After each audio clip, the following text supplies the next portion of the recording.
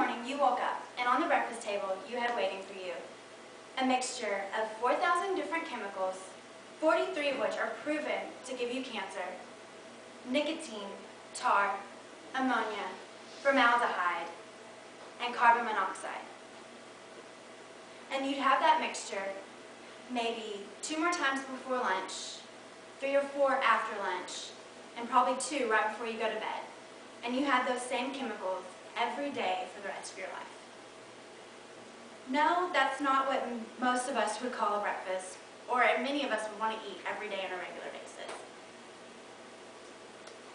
But for 25.9 million men and 20.7 million women in the United States, they inhale those chemicals at least 7 to 10 times daily. Today, I'm going to give you statistics and information on why smoking is so dangerous in the United States. Not just for you, not just for the smokers, but for also everyone around you, your friends, your family, unborn children, husbands, wives, and why it's so important that you not ever start.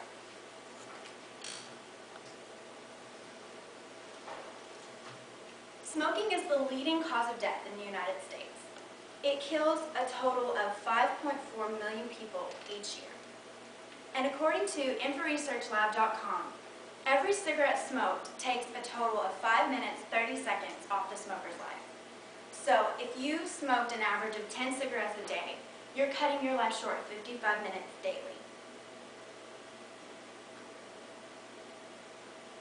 Smoking is responsible for many health risks that you wouldn't think were involved with smoking.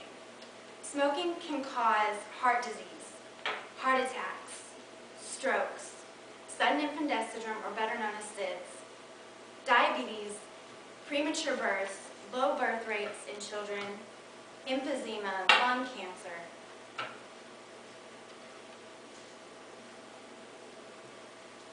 And you can die from not smoking. The smoker isn't the only one at risk. Even if you're not a direct smoker, you can face most of the same problems as a direct smoker. Nearly half of all non-smoking Americans are exposed to secondhand smoke. And secondhand smoke is the smoke breathed in by the non-smoker when a smoker lights up a cigarette. Secondhand smoke is caused by 70,000 heart disease deaths occur each year because of secondhand smoke. Also, 3,400 lung cancer patients die each year because of their inhalation of secondhand smoke. Smoking isn't just deadly, it's expensive. Smoking costs the U.S. a total of $167 billion each year. It costs the U.S. healthcare industry $17 million. And that's just for the health care that we provide to the smokers and the secondhand smoke victims for their medical bills, medical expenses. The average smoker spends a total of $70 a week, $300 a month, and $3,650 per year if they smoke a pack a day. And I got all those statistics from tobaccofreekids.org. One way we can help fix the smoking problem is by raising the taxes for smoking. If we raise the taxes, it would make the number of smokers dramatically decrease and save the U.S. so much money. It would save the U.S. the $167 billion I talked about in my last slide. If a person quit smoking, they would save, on average, $5,000 per year. And that's, you can use, instead of having to plan medical expenses to the hospitals or anything, you could buy something bigger and better. Also, a 10% increase in taxes would lead to 40 million people giving up smoking and millions more not ever getting the addiction and getting started. And I got all that from tobaccofreekids.org. Americans have come to know smoking as the cool thing to do. It's what we see our friends doing.